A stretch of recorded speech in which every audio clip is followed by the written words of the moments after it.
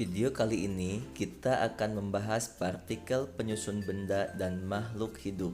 Materi kelas 9 semester 2. Pernahkah kamu mengamati sebuah rumah? Komponen apa saja yang menyusun sebuah rumah? Begitu juga pada benda dan makhluk hidup tersusun atas beberapa komponen. Untuk lebih jelas apa saja komponen penyusun benda dan makhluk hidup, ayo kita pelajari bab ini dengan penuh semangat. Apersepsi. Zat-zat yang ada di alam ini tersusun atas partikel yang sangat kecil yang disebut atom. Masih ingatkah proses fotosintesis? Proses fotosintesis terjadi di daun. Berikut ini adalah reaksi kimia proses fotosintesis. 6CO2 ditambah 6H2O dibantu cahaya matahari dan klorofil menghasilkan C6H12O6 ditambah 6O2. Nah, kita lihat di sini, molekul karbon dioksida tersusun atas atom karbon dan atom oksigen. Untuk molekul air tersusun atas atom hidrogen dan atom oksigen. Sedangkan untuk gula dan glukosa tersusun atas atom karbon, atom hidrogen dan atom oksigen. Nah, untuk molekul oksigen tersusun atas atom oksigen. Partikel dalam benda dan makhluk hidup. Apa itu partikel? Partikel adalah bagian terkecil dari suatu materi yang masih mempunyai sifat materi itu. Contoh partikel air. Partikel dapat dibedakan menjadi 3 dalam bentuk atom, molekul, dan ion. Apa itu atom? Atom adalah bagian terkecil dari suatu unsur yang masih memiliki sifat unsur tersebut. Contohnya adalah oksigen, besi. Selanjutnya adalah molekul. Molekul merupakan gabungan antara dua atom atau lebih melalui ikatan kimia tertentu. Molekul terbagi menjadi 2 jenis, yaitu 1. Molekul unsur, gabungan 2 atom sejenis. Contoh O2 atau H2. Yang kedua yaitu molekul senyawa, gabungan atom berbeda jenis. Contoh H2O. Yang ketiga adalah ion. Ion adalah atom yang bermuatan listrik. Contoh Na+ dan Cl-. Bahan yang berbeda terdiri dari unsur dan senyawa yang berbeda, serta jumlah dan jenis atom yang berbeda. Misalnya pada air dan gula. Air atau H2O tersusun oleh 2 atom hidrogen dan 1 atom oksigen.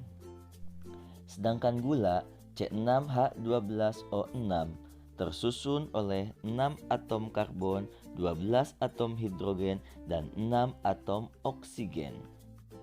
Nah, di sini kita sudah jelas ya, bahwa bahan yang berbeda terdiri dari unsur dan senyawa yang berbeda, serta jumlah dan jenis atom yang berbeda pula. Sifat suatu materi juga disebabkan oleh perbedaan susunan molekul serta jenis ikatan dalam materi itu. Misalnya amilum pada kentang dan amilum pada kayu. Amilum pada kentang tersusun oleh rantai panjang glukosa, sedangkan untuk serat selulosa pada kayu juga tersusun oleh rantai panjang glukosa. Sama-sama glukosa, tapi mengapa kentang bisa dimakan tapi kayu tidak? Perbedaannya adalah ikatan yang menghubungkan antar glukosanya berbeda. Pada kentang, ikatannya adalah alfa 1,4 glikosida, Sedangkan pada kayu, ikatannya adalah beta 1,4 glikosida. Atom dan partikel penyusunnya. Walaupun dikatakan atom merupakan bagian terkecil dari suatu benda, namun atom masih tersusun oleh partikel-partikel subatom, yaitu proton, neutron, dan elektron. Pada atom netral, jumlah proton sama dengan jumlah elektron. Tiap partikel subatom memiliki massa. Elektron memiliki massa yang sangat kecil dibandingkan proton dan neutron. Perkembangan teori atom. Pertama, menurut John Dalton. Menurut John Dalton, atom sebagai bola pejal dan merupakan bagian terkecil yang tidak dapat dibagi-bagi. Setiap unsur terdiri dari atom yang identik. Seperti pada gambar, kita lihat ada unsur X terdiri dari atom-atom warna merah dan unsur Y terdiri dari atom-atom warna hijau. Atom dari unsur yang berbeda dapat bergabung membentuk molekul, seperti kita lihat pada gambar berikut. Unsur X dan unsur Y bergabung membentuk molekul seperti pada gambar. Teori atom yang kedua menurut J.J. Thomson. Atom merupakan bola bermuatan positif, dan di tempat-tempat tertentu terdapat elektron yang bermuatan negatif seperti biji pada semangka. Biji semangka ini diibaratkan elektron dan semangkanya diibaratkan sebagai atom.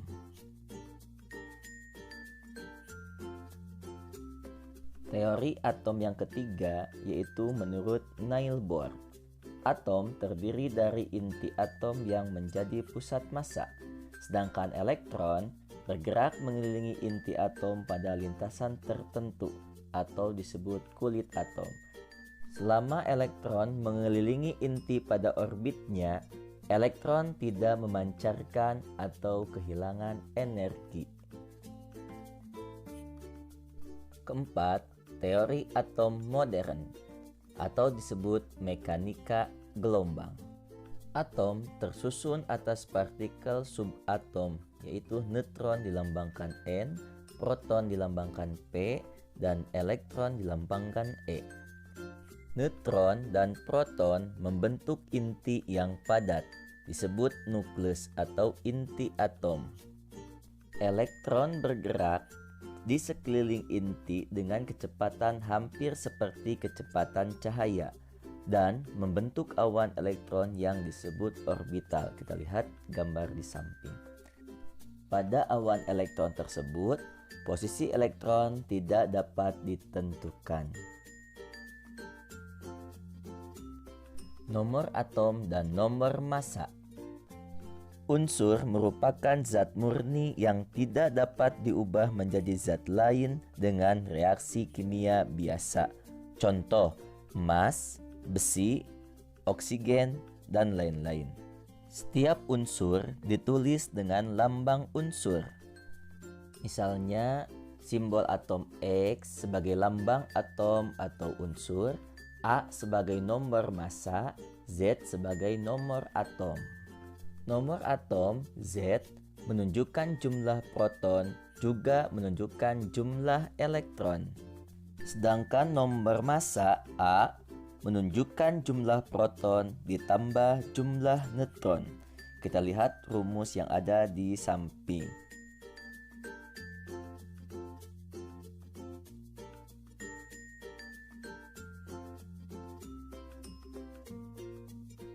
Untuk lambang-lambang unsur, bisa kalian lihat di sistem periodik unsur. Untuk lebih memahami nomor atom dan nomor massa, perhatikan contoh berikut ini. Kita ambil contoh atom hidrogen. Atom hidrogen memiliki jumlah elektron 1, jumlah proton 1, jumlah neutron 0. Karena nomor atom itu sama dengan jumlah elektron dan jumlah proton, maka untuk Z sama dengan 1. Sedangkan untuk nomor massa dilambangkan A, dicari dengan rumus jumlah proton ditambah jumlah neutron. Karena jumlah protonnya 1, jumlah neutronnya 0, maka nilai A sama dengan 1. Untuk lebih jelasnya, kalian bisa lihat rumus di bawah ini. Agar kalian lebih memahami, silahkan kalian kerjakan dari nomor 4 sampai nomor 10. Jika sudah dikerjakan, silakan hasil pengerjaan kalian samakan dengan kunci jawaban berikut ini. Logam berat. Sebagian unsur di alam sangat penting untuk kehidupan. Ada unsur yang berbahaya bagi tubuh manusia yang disebut logam berat. Logam berat akan terakumulasi, mampu bertahan dalam tubuh sepanjang hayat atau disebut bioakumulasi. Logam berat dapat menyebabkan berbagai penyakit seperti kanker, gangguan saraf, cacat pada bayi yang dilahirkan, bahkan sampai kematian. Contoh logam berat: merkuri, arsen, kadmium, tembaga, timbal, nikel, litium, bromin, klorin, dan seng. Berikut ini adalah dampak negatif dari logam berat bagi kesehatan manusia. Sekian materi kali ini.